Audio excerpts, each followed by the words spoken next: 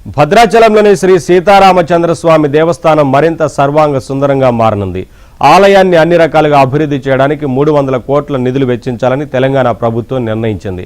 CM రేవంత్తో మంత్రుల భేటీలో భద్రాచల ఆలయ అభివృద్ధికి సంబంధించి దేవాదాయ శాఖ రూపొందించిన మాస్టర్ ప్లాన్పై చర్చించారు. ఆలయం కోసం ఇప్పటివరకు పూర్తయిన భూసేకరణ, అభివృద్ధి డిజైన్లను సీఎం పరిశీలించారు.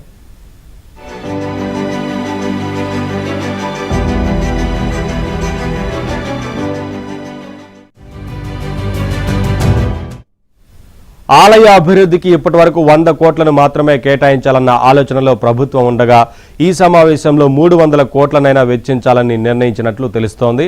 ఆలయంలో కొత్తగా 2 ప్రాకారాలు నిర్మించాలని నిర్ణయించినట్లు సమాచారం. దీంతో పాటు ఆలయం చుట్టూ ఉన్న ప్రదక్షిణల దారిని మరింత వెడల్పు చేయాలని నిర్ణయించారు. ప్రస్తుతం ఇది నలువైపులా సరిసమానంగా లేదు. ఒక చోట ఇరుకుగా, మరో చోట ఎక్కువ వెడల్పుతో ఉంది. దీనిని నలుదిక్కులా సరిసమానంగా విస్తరించాలని నిర్ణయించారు.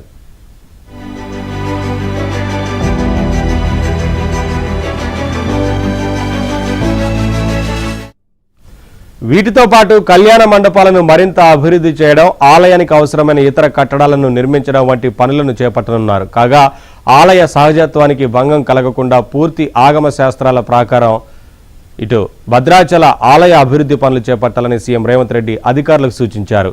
భక్తులకు ఎలాంటి ఇబ్బందులు కలగకుండా దశలవారీగా ఆలయ అభివృద్ధి పనులను పూర్తి చేయాలన్నారు.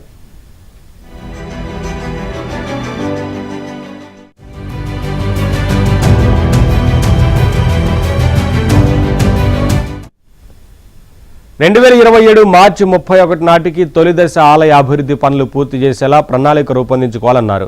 పుష్కరాలు ముగిసిన అనంతరం మిగతా పనులను పూర్తి చేయడానికి వీలుగా ఇప్పటి నుంచే ప్రణాళికను, అంచనాలను రూపొందించుకోవాలని సూచించారు. కాగా ఈ నెల 27న భద్రాచలంలో శ్రీరామనవమి ఉత్సవాలకు సీఎం రేవంత్ రెడ్డి హాజరు కానున్నారు.